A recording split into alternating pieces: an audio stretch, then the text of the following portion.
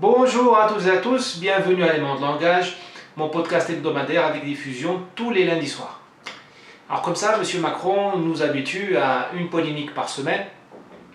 La dernière en date est celle de son vol de retour depuis Israël où il a osé mettre sur le même plan l'expérience française en Algérie avec la Shoah.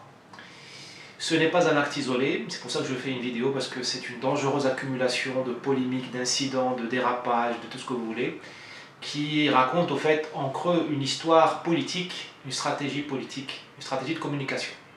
Rappelez-vous, il y a juste un mois à peu près, Macron était en Côte d'Ivoire, à Abidjan, où il a déclaré que la colonisation française était une faute, une erreur de la République. Et rappelez-vous de sa campagne électorale où il disait que la colonisation a été un crime contre l'humanité, qu'il n'existe pas de civilisation française, ou de culture française, je crois, qu'il existe juste une culture en France, comme si la France était une station-service sur le bord de l'autoroute.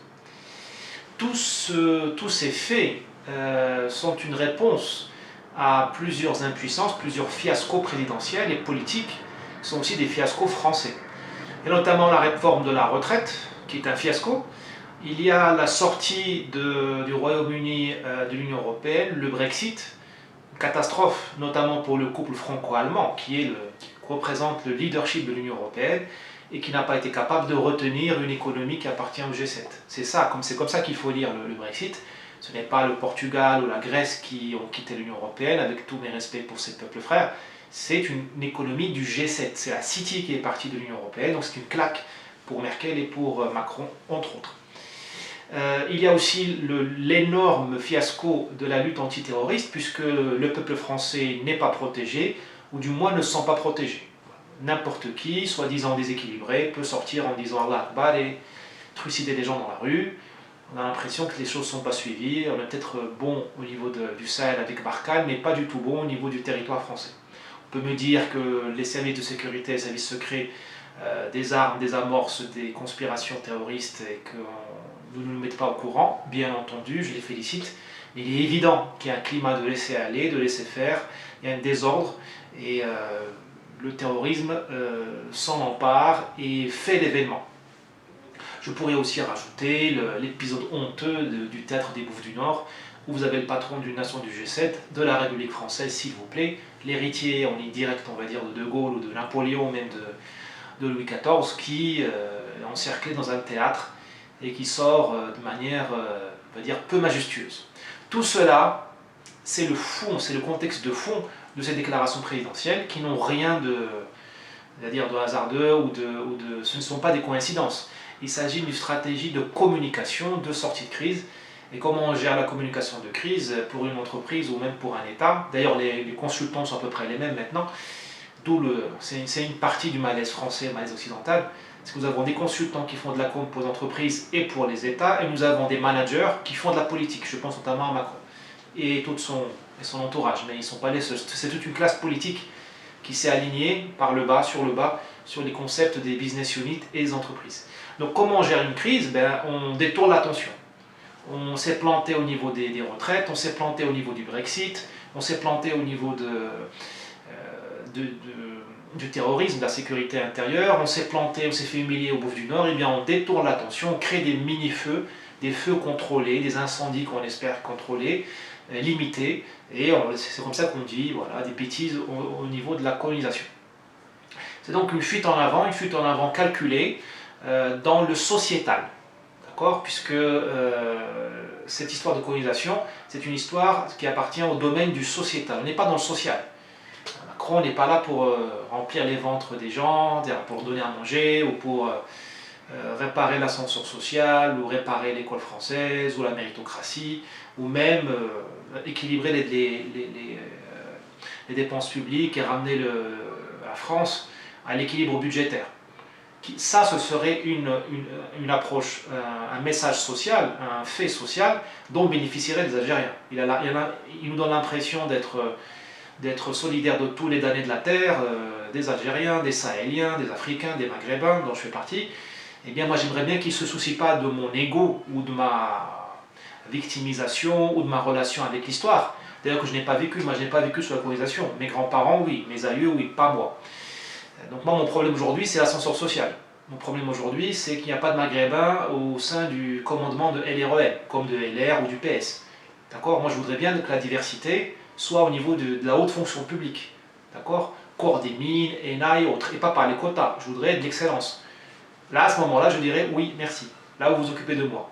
Mais le sociétal, flatter mon ego, me dire que je suis une victime et que les méchants sont mes voisins de palier parce qu'ils seraient les descendants de colons, de je ne sais quoi, ou d'esclavagistes, ça passe pas. Enfin, j'espère que ça passe pas. Si ça passe, c'est qu'on est vraiment très bête.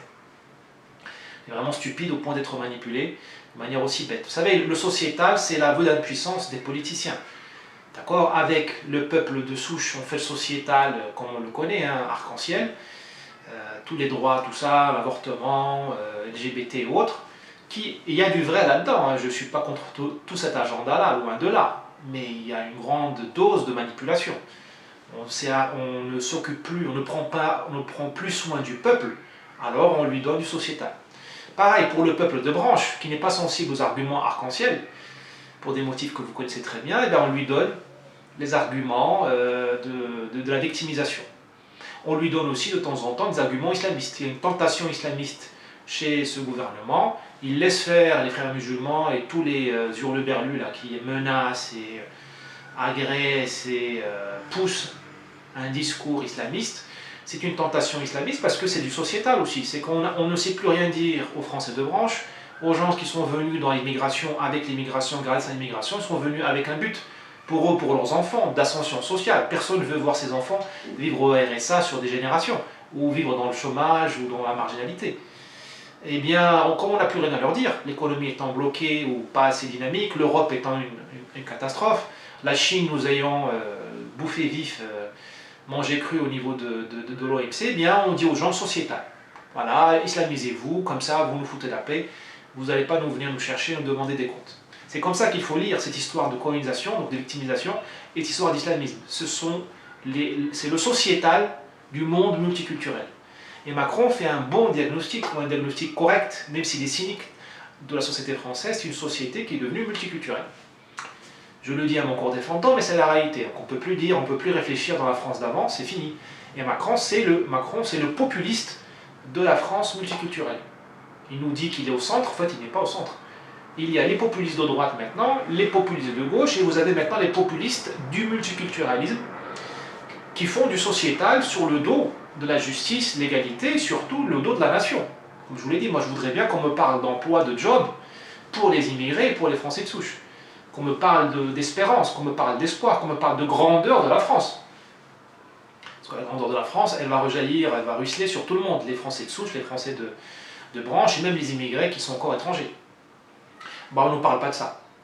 On fait du multiculturalisme, on fait du populisme multiculturel, c'est-à-dire on crée du ressentiment entre les communautés. C'est le vieux divisé pour mieux régner. Il n'y a rien de nouveau là-dedans. Alors on nous dit LREM, les progressistes, Macron c'est le renouveau. Moi je dis non monsieur. Il n'y a aucun renouveau là-dedans, c'est les vieilles recettes qui sont juste, comme on dit en mauvais franglais, remasterisées. Voilà, c'est la politique, c'est la vieille politique 4.0, c'est juste ça. Voilà. On a fait un petit vernis de modernité, de Startup Nation et autres, mais c'est la même chose. Et c'est la même chose qui est déprimante, parce qu'on ne règle pas les problèmes. Alors on pourrait refaire pour la énième fois à l'encontre, à destination, ou à l'attention, pardon, à l'attention de M. Macron et de son entourage, on pourrait le refaire une énième explication de ce qu'a été le colonialisme, leur expliquer qu'il y a eu plusieurs colonialismes, il y a eu le colonialisme français qui n'avait rien à voir avec le colonialisme espagnol, portugais, hollandais, britannique, allemand, d'accord, le colonialisme français était certainement le moins pire, voire le plus noble, ça dépend d'où l'on se met, mais en tout cas il a été beaucoup plus humaniste, j'ose le mot, que le colonialisme allemand ou hollandais en Indonésie. On pourrait leur faire le laïus sur ce qu'ont été les différences entre la colonisation du Maroc, de la Tunisie ou de l'Algérie. On pourrait leur expliquer la chance qu'a représenté la colonisation française pour les Juifs d'Algérie, du Maghreb, puisque M. Macron parle de Shoah à tout bout de champ, qu'on lui explique ce que la France, la chance qu'a donné le décret Crémieux aux Juifs d'Algérie, et en général la colonisation française aux Juifs marocains et tunisiens. Qu'on lui explique ça. Mais bon, j'ai même pas envie de perdre mon temps là-dessus, parce qu'on n'est pas écouté. on n'est pas écouté, non pas que le pouvoir actuel soit bête, non, il n'est pas bête, il est très intelligent, mais il est impuissant. Nous avons droit à un pouvoir qui est extrêmement intelligent, qui fait de bons diagnostics. Il lit les rapports des services de sécurité, ça c'est sûr, il les lit, il les comprend. Le problème, c'est qu'il lui manque le sens du bien commun. Et donc, j'ai envie de conclure en disant que non seulement Macron, le progressisme et l'REM ne représentent pas le renouveau, mais en plus, ils représentent la tiers-mondisation de la France. Parce que cet argument-là du colonialisme et autres, donc bien qui dit colonialisme va dire repentance, dit réparation, voilà. Donc toute cette logique-là, elle me rappelle les pays d'Afrique du Nord. Le bled, comme disent les Maghrébins de France, et ben, nous avons un président maintenant qui fait de la politique comme au bled.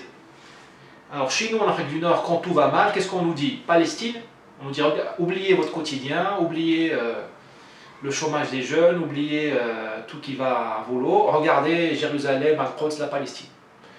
Sinon, ça dépend des gens au pouvoir ou des modes, sinon c'est la mosquée, on nous dit islamisez-vous. Ou, dans le cas algérien, c'est 1962, le FLN, la France, les méchants, les pieds noirs. Ben, c'est ce que fait M. Macron maintenant. Il adopte la rhétorique, les arguments d'un chef d'État ou d'une classe, j'allais dire d'une caste. Je dis une classe. Oui, il adopte la rhétorique, les techniques débiles et suicidaires de certaines castes au pouvoir au Maghreb, dans l'Afrique du Nord et dans le monde arabe en général. Ben, je suis triste pour la France, qui ne mérite pas d'être gouvernée par des gens qui s'inspirent du Sud pour gouverner le Nord, et je suis encore plus triste pour les Français de branche, les immigrés, qui, à mon humble avis, sont arrivés en France au pire moment, au moment où la France n'a jamais été aussi mal gouvernée.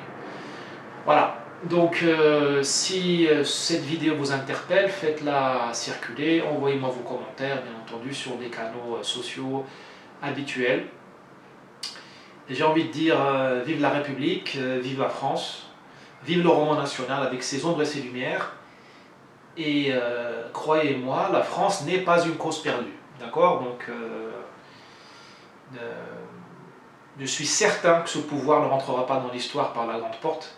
Et je suis certain que le naufrage n'est pas une certitude pour la France. Il faut juste décoder la situation telle qu'elle est et oser dire en face à cette caste le mal qu'elle fait. Je suis sûr que même dans cette caste, il y a des gens qui commencent à se poser des questions.